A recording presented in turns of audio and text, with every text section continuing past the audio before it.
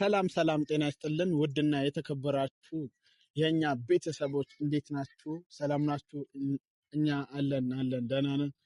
ቤተሰቦች ሰላም ናችሁ? በያላችሁበት ፍክት ብዝት ይበልልኝ። ፋሚሊዎች ዛሬ ለበዓል ወደ ገጠር ሄጄ ነበረ እና ገጠር አካባቢ ላይ እንደምታውቁት እሴት ነገሮች አሉ። በዚህ ሰዓት ገጠር በጣም በጣም ደስ የሚል ነገር ነው ያለው እና እዛ ገጠር ላይ ደስ ከሚለው ነገር ውስጥ አንዱ ቢኖር ለለምሊ እሼት ነገር ይዤላት መጥቻለሁ።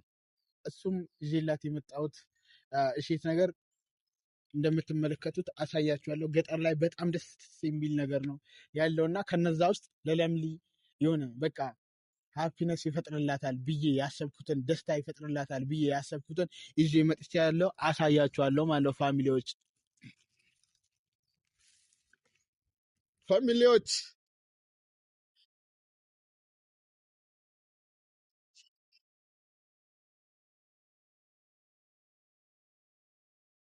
የበቆሎ እሼት ፋሚሊ የበቆሎ እሼት በላሁኝ የሚለው የእንትናን ዘፈን ሰምቼ ይዤላት መጥቻለሁ። እንደምትመለከቱት ደግሞ እዚች ጋር ባቂላ በጣም በጣም ትወደዋለች ብዬ አስባለሁ ፋሚሊዎች። እና ወደ ለምለም ቤት ደርሻለሁ። እነሱ አካባቢ ደርሼ ነው ይህን ቪዲዮ የያዝኩት ማለት ነው ፋሚሊዎች። እና ለምለም ጋር ከበዓል መልስ ስመጣ በቆሎ እሼት ይዤላት መጥቻለሁ። እሷ ፊት ላይ ምን አይነት ነገር እንደሚታይ እንግዲህ አብረን የምናየው ይሆናል ማለት ነው።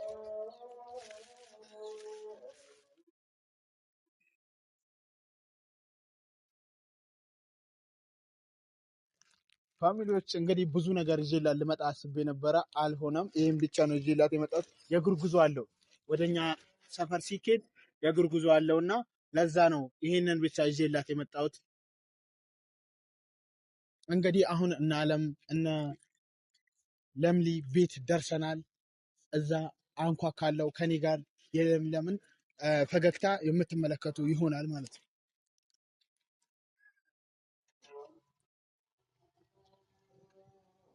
እዚህ ቤት ለምሊ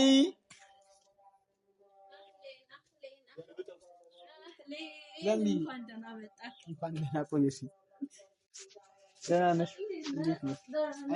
የኛዎቹ ሳይሄዱ አንተ ቀደምካቸው። ምን ላድርግ? ያው ከበዓል መልስ ገና እየመጣሁ ነው። አሪፍ ነው። ለምሊ ደህና ነሽ? አለሽ? ምን ነው? ኧረ ችግር የለውም። ከመንገድ እየመጣሁ ነው። በዛ ላይ ደህና ነሽ?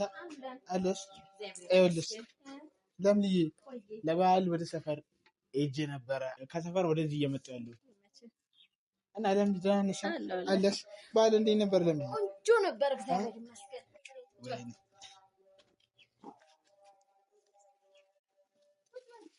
እሺ ለምሊ ይኸውልሽ በዓል ገጠር ላይ ብዙ ነገሮች አሉ። በዓል ገጠር ላይ ብዙ ነገር አለ።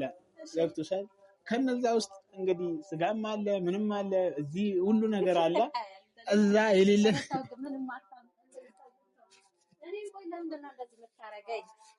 እኔ እኮ እሸማቀቃለሁ እግዚአብሔርን ማርያምን። እኔ ታውቂያለሽ በትንሽ ይሄ ነገር ካላረኩልሽ ምን አደርጋለሁ? ለምን ወይ ስትመጣ እዚህ ቤት ግን ትኩስ እንጀራ ነው የሚገጥምህ ለነገር።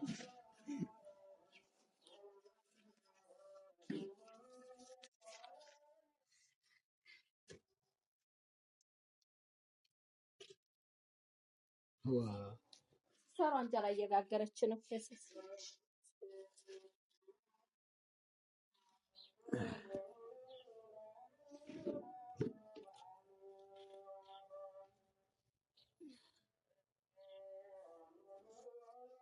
ብላ ለምን ነሽ?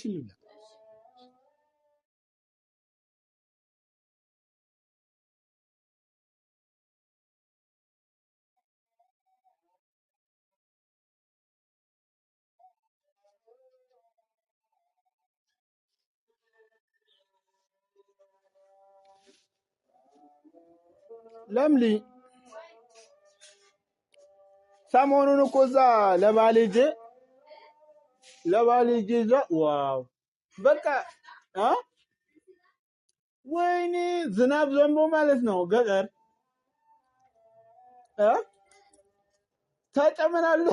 ተጨመላለቅን። ምን ቅርጽ አለም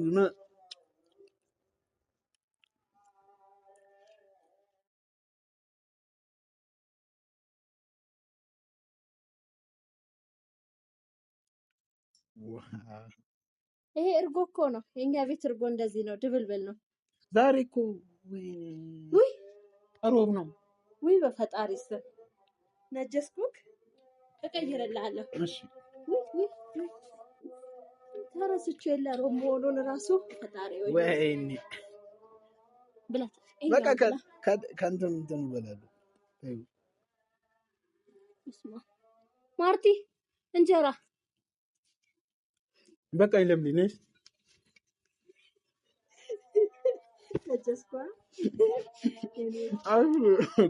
ይኸው አይነካውም። ማርያም ይሄ አይነካውማ።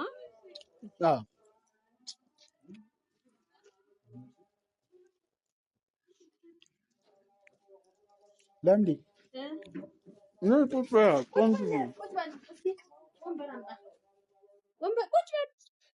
ቁጭ በል በእናትህ። ምን መቀምሩ እንዴ ማለት በቃ ይበቃኛል። ስማሙ አንተ ደግሞ ይጣው ለምጣው ደነገጥኩ።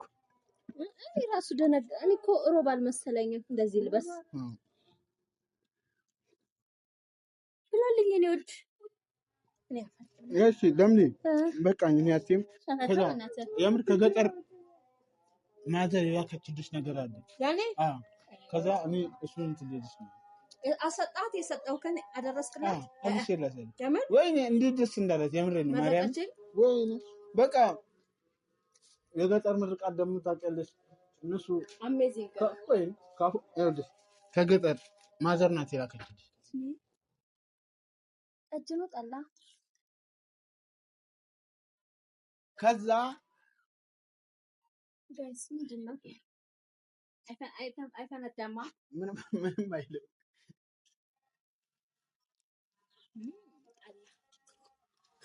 የገጠር ጠላ ታውቂያለሽ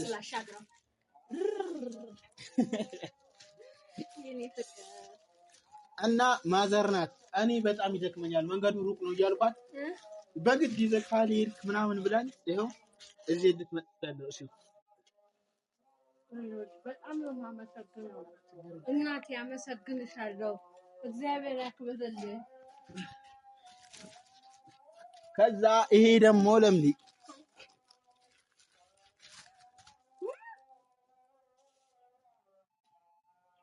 አንተ አታውቅም ይሄ ነገር እንዴት እንደምወድ የእውነት ባቄላ ወይኔ በስመ አብ። ድሮ እንሰርቅ ነበር ከትምህርት ቤት ጀርባ የገበሬው እንትን ነው ጨረስንበት። እሱማ ቁጭ በልስ አንተ ብላ